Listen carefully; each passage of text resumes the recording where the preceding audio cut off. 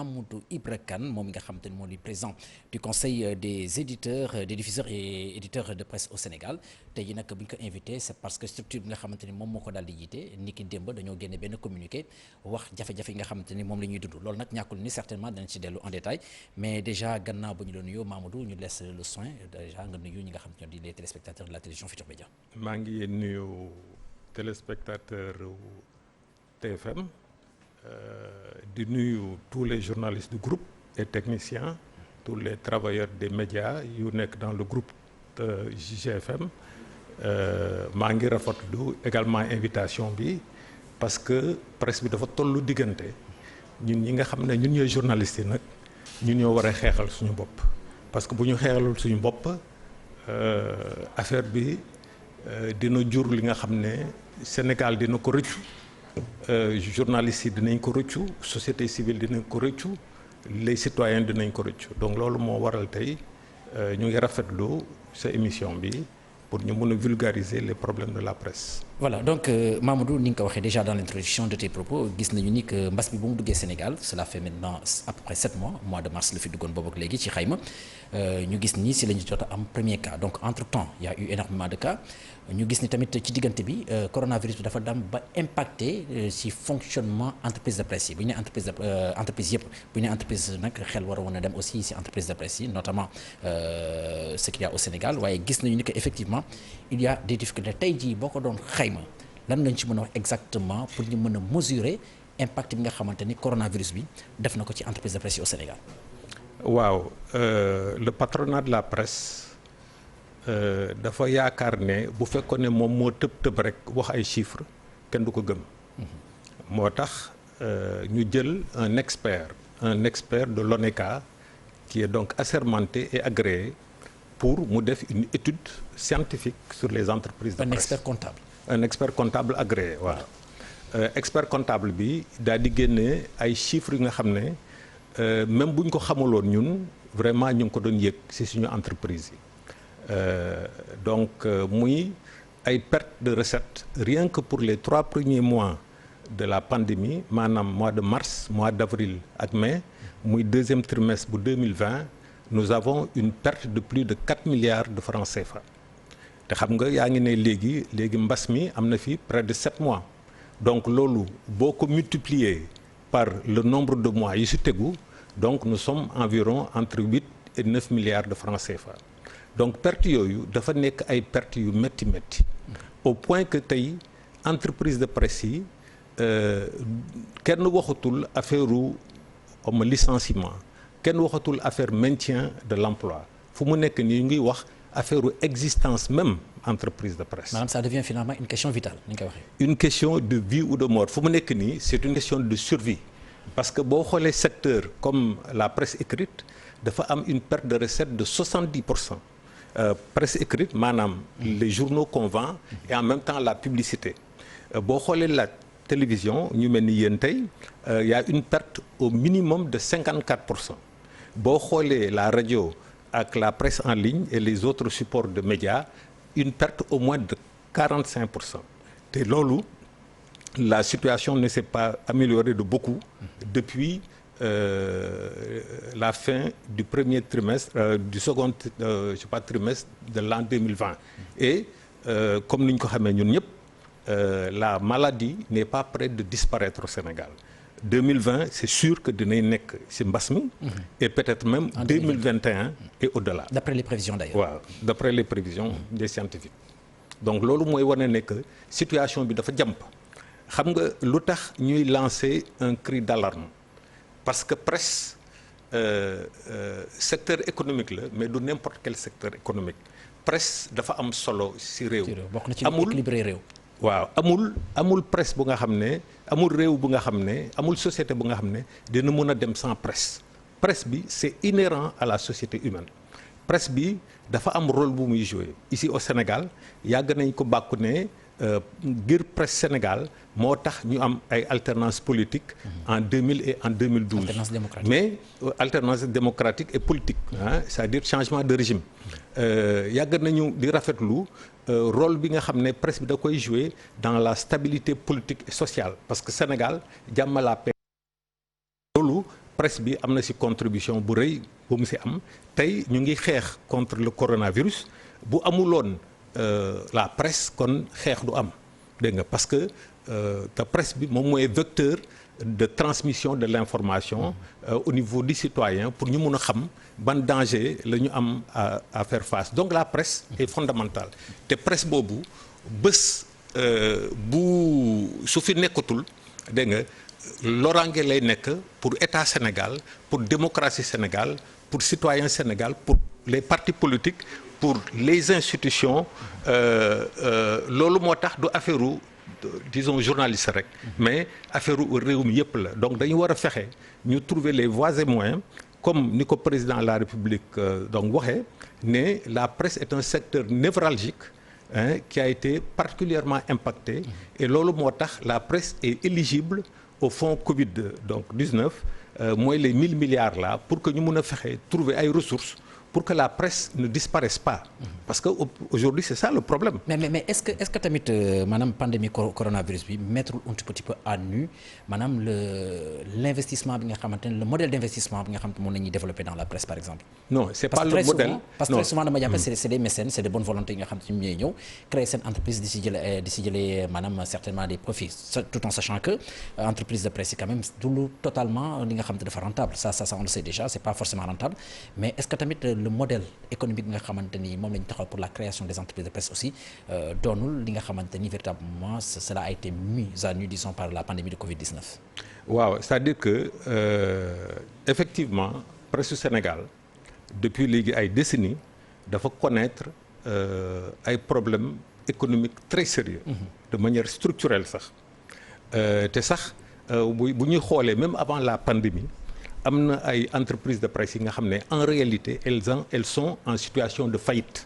dégg nga loolu moo waral aussi yenn entreprises yi dañuy daabi rek dégg nga mais daaw ñu woon fay salaire wala bu ñu fayee salaire c'est pas conforme à la loi et cetera mais il y a quand même des entreprises de presse yu nga xam ne ce sont des entreprises de presse qui font des chiffres d'affaires de plusieurs milliards yu nga xam ne ñu ngi fii ba léegi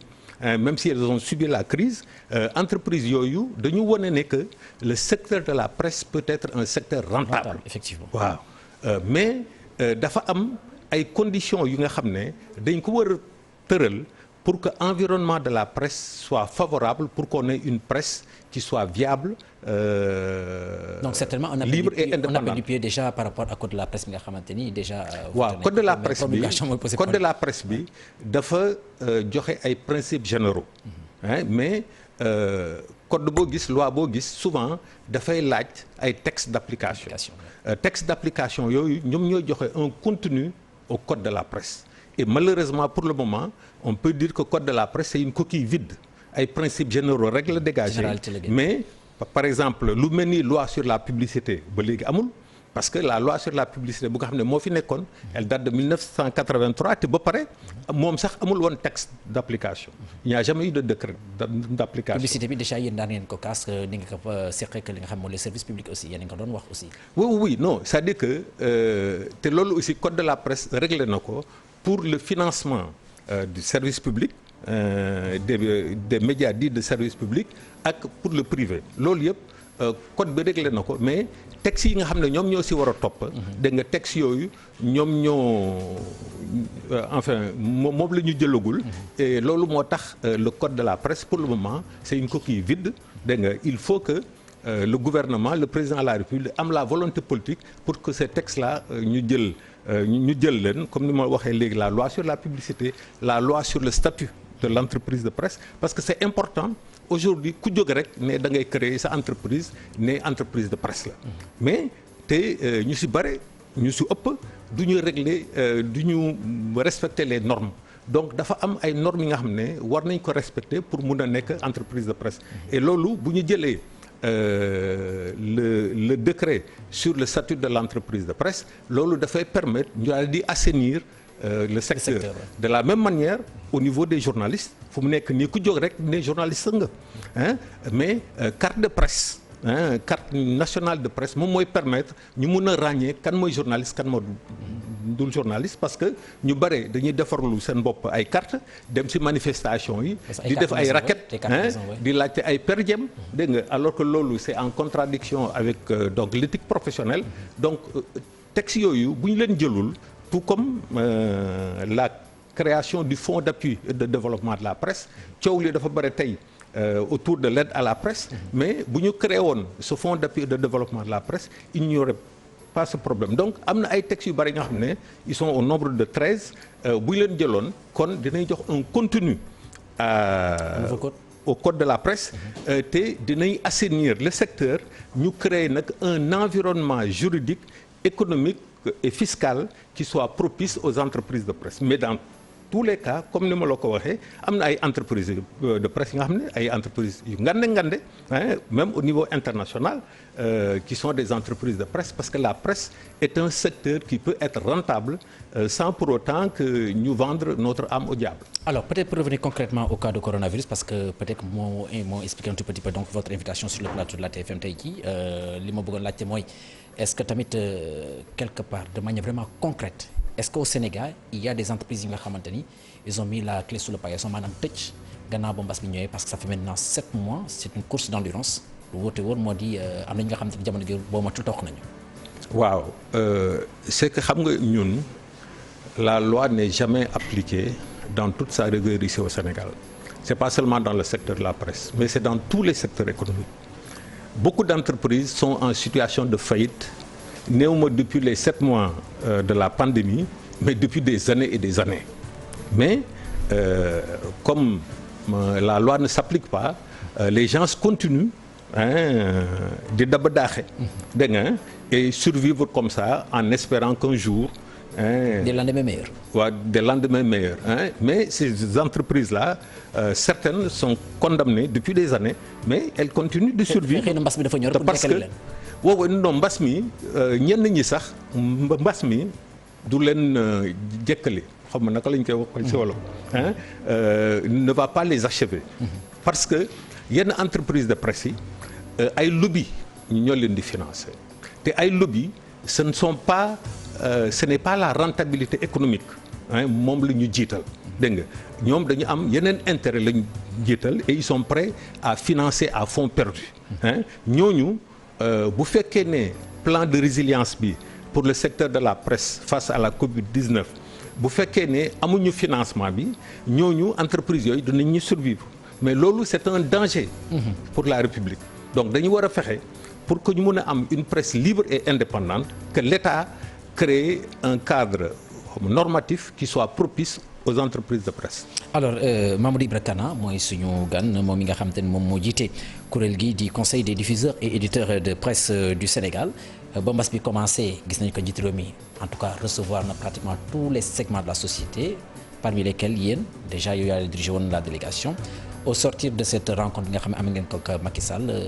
amoon ngeen ci yaakaar véritablement parce que vous avez fait le tour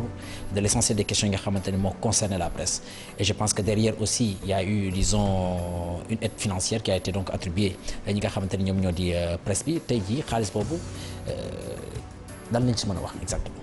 waaw d'abord damay rafetlu le fait que bu ñu président de la République recevoir balaa sax ñuy toog. dafa rafetlu moom le rôle buy presse bi di jouer dans le cadre de la lutte contre le coronavirus il nous a reçus le 27 mars boobu fekk la maladie avait atteint le Sénégal à peu près 2 semaines ou 3 semaines avant donc mu rafetlu loolu dina doubler le montant de l'aide à la presse et effectivement il a tenu sa promesse. ñaata la woon ci koppar. ci koppar 700 millions la woon.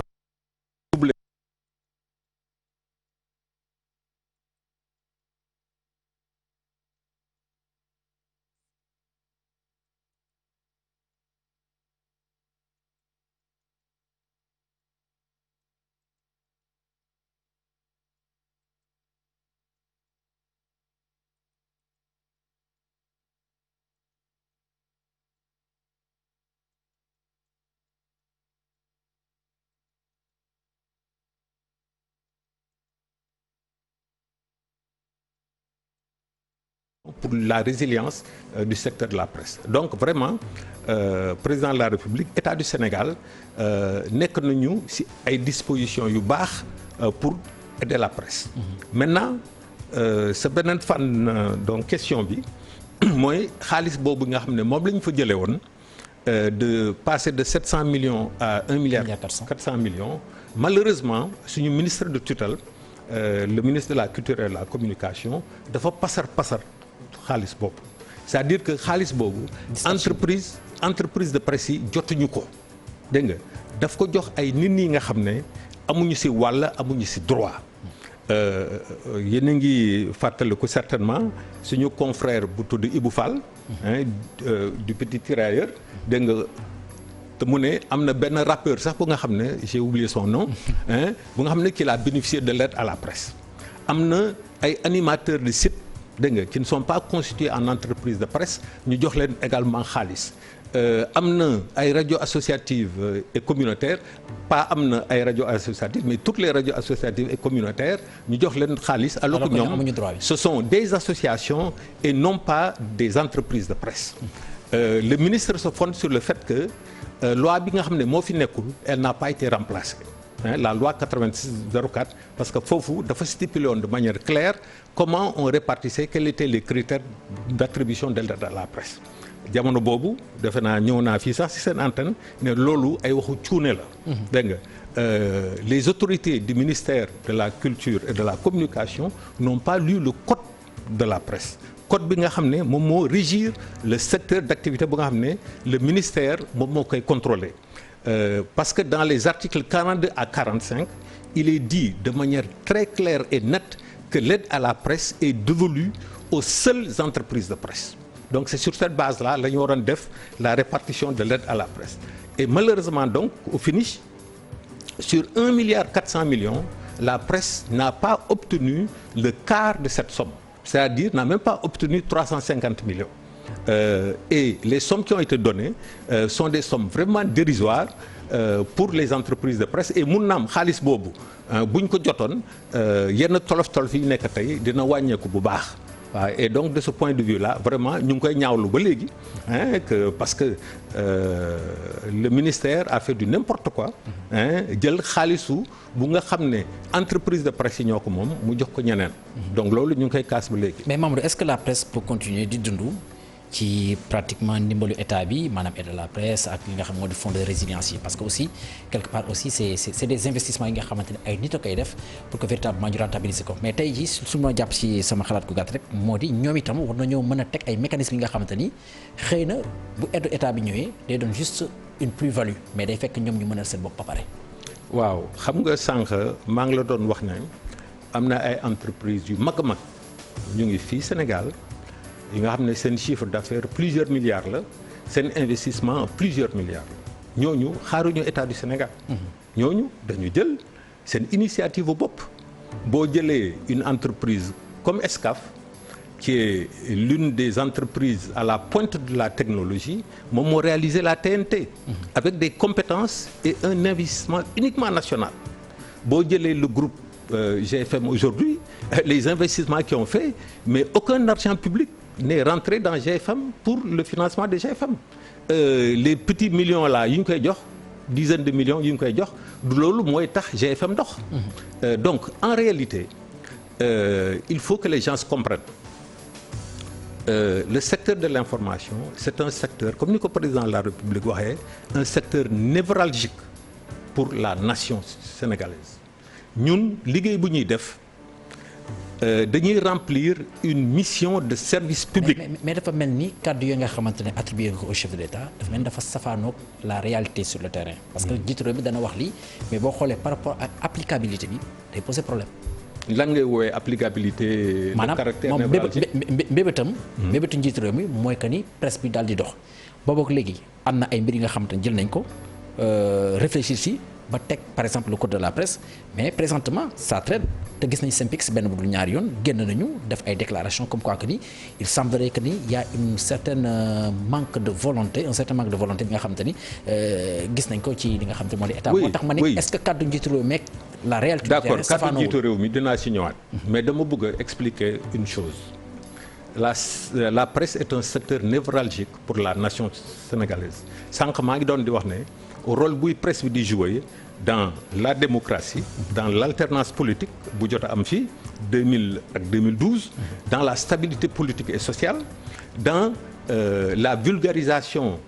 des connaissances dans le développement agricole la lutte sanitaire et cetera ok kooku yi ci bare ay mission de service public la donc loolu état bi daf ci am intérêt citoyens yi dañ ci am intérêt ñun bu ñu waxul ci conseil des ministres sénégalais yi du ñu xam lan la président de la république wax lan la dogal. même bu fekkente ne ay privé la ñu. mais on fait une mission de service public. voilà on remplit une mission de service public. donc loolu état bi parce que du ñëpp ñoo mel comme Excaf du ñëpp ñoo mel comme GFM du ñëpp ñoo mel comme des médias et cetera dégg nga donc am na ñenn ñi nga xam ne dañu soxla ndimbal. dégg nga et c'est normal que état def ci loxoom. parce que bu looloon loolu état bu waroon organiser tey campagne de communication pour la lutte contre le coronavirus ay milliards ak milliards lay nekk. ay dizaines de milliards voire même des centaines de milliards. loolu tey ñun ñoo koy def. dégg nga donc loolu c'est la rémunération chaque année dans le budget de l'État dafa am subvention à la presse en réalité c'est pas une aide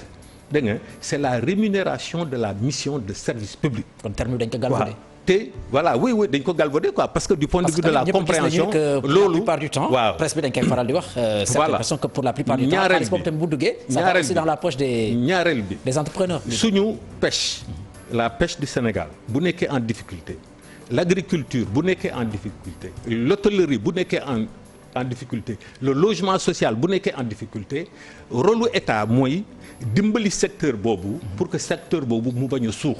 et c'est de ce point de vue là que aujourd'hui l'État du Sénégal et c'est une très bonne chose que mu def ay plan de résilience dégg nga pour les secteurs qui sont en difficulté mais qui sont névralgiques pour le Sénégal donc de ce point de vue là c'est pas parce que xaalisu Macky Sall la du xaalisu Macky Sall xaalisu sénégalais yi la xaalisu état du Sénégal la ñu def ko fu ñu ko war a def. mais sauf que orientation politique bi moom moo koy def aussi. non orientation politique bi bu fekkee ne ñu ngi jéem a tabax un état de droit donc dañu war a xool comme ñun nu ñu ko defee le patronat de la presse ñu dénoncer les critères de répartition de la subvention à la presse dégg nga saa yu amee li nga xam ne demeewul noonu que mu nekk président. X wala Y dañ ko war a. mais yéen est-ce que interpellé ngeen le ministère de tutelle le ministre de la communication Abdoulaye Diop. sur la question maanaam répartition. non seulement on l'a interpellé. da ngeen jàpp ni copinage da cee am ak yooyu ay yaama neex ak yooyu. oui ñun loolu la ñu foog dégg nga et on l'a fait publiquement on a fait une campagne de presse dans tous les médias y compris ici. On m'avait invité face au directeur de la communication etc. On a explicité nos positions et on l'a pas caché. Donc il faut comprendre que nous sommes un secteur comme d'autres secteurs mais nous ne sommes pas n'importe quel secteur dégg nga parce que dañuy gérer li nga xam ne mooy l'information et l'information c'est un enjeu de pouvoir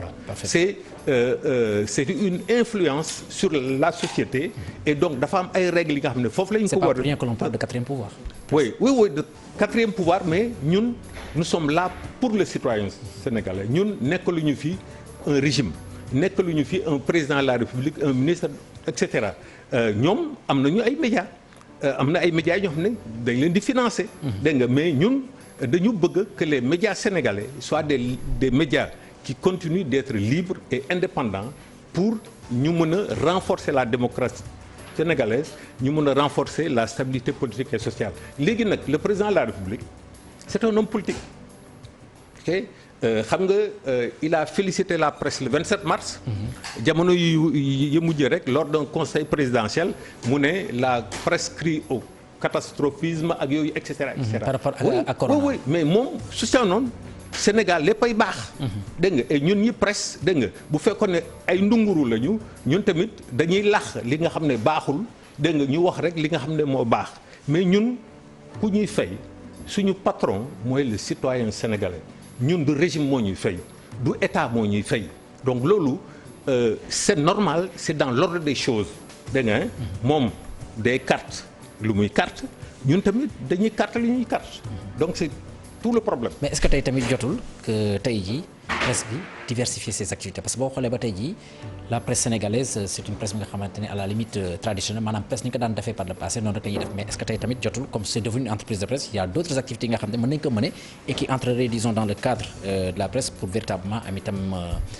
des sous nécessaires pour faire vivre l'entreprise. Je ne veux pas créer des frustrations mais xaw ma diversification boobu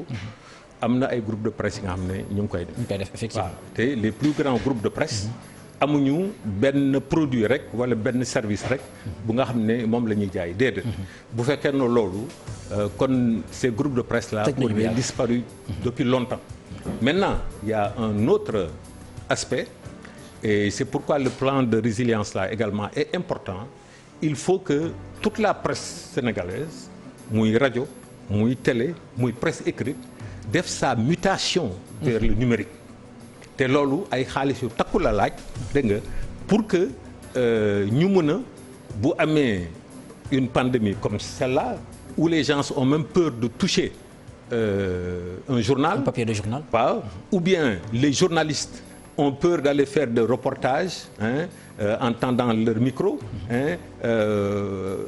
ou bien même les journalistes se déplacent pour venir dans la rédaction. En rédaction, etc. Et loolu le numérique peut nous permettre de régler ce problème-là. Sauf que le numérique au Sénégal quand même on sait ce que cela veut dire parce que xam nañu lu muy laajte en termes de débit d'internet et tout boo xoolee dans les pays européens lañ ko mën a defee mais fii au Sénégal mais c'est que loolu ce sont des combats mais même boo xoolee tey au niveau de l'enseignement mais très peu d'écoles très peu d'élèves ont pu suivre des cours en ligne. Oui, télétravail. Parce que boo demee au Fouta. Tu peux pas avoir la connexion comme à Dakar. À mon connexion. Fibre optique déjà. Il y a beaucoup de zones blanches, beaucoup de zones non couvertes. Et l'internet coûte excessivement cher au Sénégal. Loolu yëpp ce sont des combats que les Sénégalais doivent mener, que la société civile doit mener, etc. Les citoyens pour que ñu yombalal loolu. Mais de manière générale, dans tous les cas, on est condamné au numérique, à la transition vers le numérique. Et surtout, ce que je dis souvent, qu'on ne s'enferme pas dans nos marchés nationaux. Nos marchés nationaux là, du ñu jëme fenn. Dégg nga, on va rester des petits. Maanaam conquérir la sous-région par exemple. Le monde. Le monde, on peut conquérir le monde. Am nañu ay compétences, am nañu xam-xam, on peut conquérir le monde. Loolu bu ñu ko deful, on va venir sur nos terrains, comme c'est le cas actuellement. Il y a beaucoup de télévisions qui sont présentes ici, il y a beaucoup de radios qui sont présentes ici et qui ont des moyens colossaux qui vont nous écraser. Voilà, très bien. Donc Mamadou Ibra Kane moom mooy jiite conseil des diffuseurs et éditeurs de presse du Sénégal mooy suñu gan. On le retrouvera certainement en deuxième partie, le temps certainement de laisser à la rédaction de la TFM de faire son journal en wolof. Mbokku téléspectateurs yi.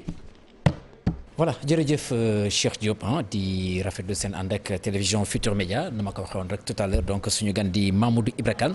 du président du conseil des diffuseurs ak éditeurs de presse bu Sénégal Mamadou ngeen jotoon a génne benn communiqué pour expliquer jafe-jafe yi nga xam te ne moom la presse bi di dund ak léegi ak peut-être aide bi nga xam te yéen a ngi koy xaar ci état bi mais Mamadou gannaaw ba ñu évacuer disons toutes ces questions peut-être man question bi nga xam ne moom laa la bëggoon poser mooy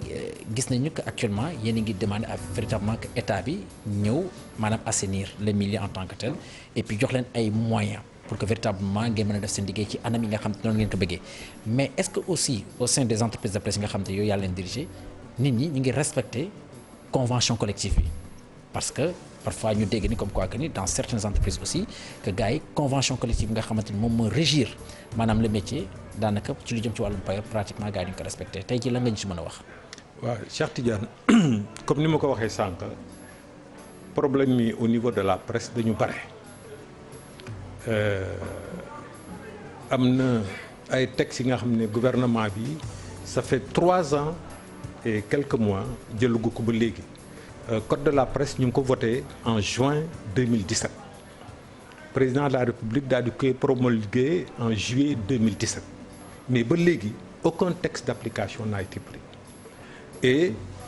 sans ces textes d'application là comme ni ma koy wax souvent le code de la presse est une coquille vide et il faut que mu am volonté politique boobu en même temps ñu doon defar code de la presse ñu ne pour créer donc un environnement au niveau des médias sénégalais en même temps ñu ne le facteur humain les ressources humaines il faut que ñu valoriser leen donc loolu moo indi la nouvelle convention collective ki si yoon elle s'applique obligatoirement depuis le 1er janvier 2020 mais à l'impossible nul n'est tenu. Situation de crise bu nga xam ne moom moo nekk actuellement au niveau des entreprises de presse. fu mu nekk nii du conservation des emplois la ñuy wax. mais la survie de l'entreprise elle-même. D'accord, c'est en violation de la loi, mais aujourd'hui les entreprises de presse n'ont pas ces moyens-là. D'autant que yenn conditions yi nga xam ne moom waroon permettre yenn affaires yi donc on l'a pas. Effectivement. Et donc ce n'est pas une excuse du tout. Moi qui me connaissez que je ne mâche pas mes mots, mais il y a une réalité. État bi appliqué maanaam le nouveau code de la presse problème yooyu yëpp dana. Oui non mais aussi ñu génn ci mbas mi. Voilà dégg nga parce que mbas mi ça peut nous permettre aussi ñu am départ bu bees. Parce que comme ni ñu ko waxoon sànq. Les problèmes de la presse sénégalaise ne datent pas de la pandémie. Parfaitement. Elles existaient avant. Voilà. Mais il y a pourtant des entreprises qui sont performantes. Voilà. Donc ñu jël exemple ci ñooñu. Voilà ñi nga xam ne bokkuñu ci presse. Voilà. muy journaliste muy patron de presse. ñu mun leen génnee ci presse bi. Voilà pour malheureusement ñu créer un bon environnement. Voilà malheureusement Mamadou Ibra Kane temps bi daf ñu dab ñu daal di fàttali tu es le président du conseil des diffuseurs et éditeurs de presse du Sénégal ñi lay jaajëfal donc.